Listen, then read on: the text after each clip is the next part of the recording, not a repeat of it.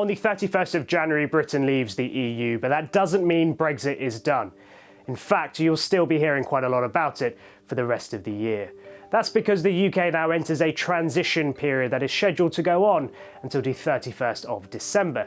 During that period, the UK will stay closely aligned with the EU, effectively staying within the single market and customs union, but we will no longer be a member of the political institutions. That means no more MEPs, representation or a role in the decision-making aspects of the EU. During the transition period, the UK is free to negotiate trade deals with countries across the world. There's already been talk about agreements with the US and Japan, but it's a trade deal with the EU which is likely to take centre stage. The UK and the EU have agreed that a free trade agreement will be the priority in the talks.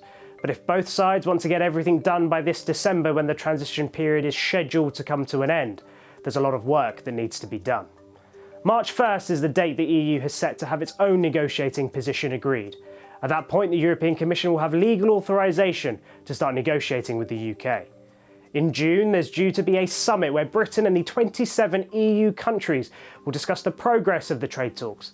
That month is also the deadline for the UK to request an extension to the transition period beyond the current December 2020 deadline if the UK wants it.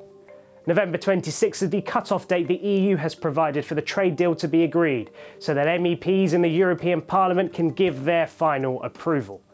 In practice, that leaves only about 6 months to negotiate the future relationship between the UK and the EU.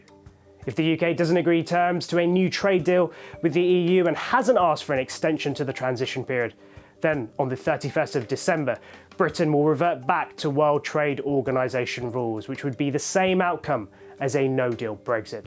So a lot of work to be done over the next few months.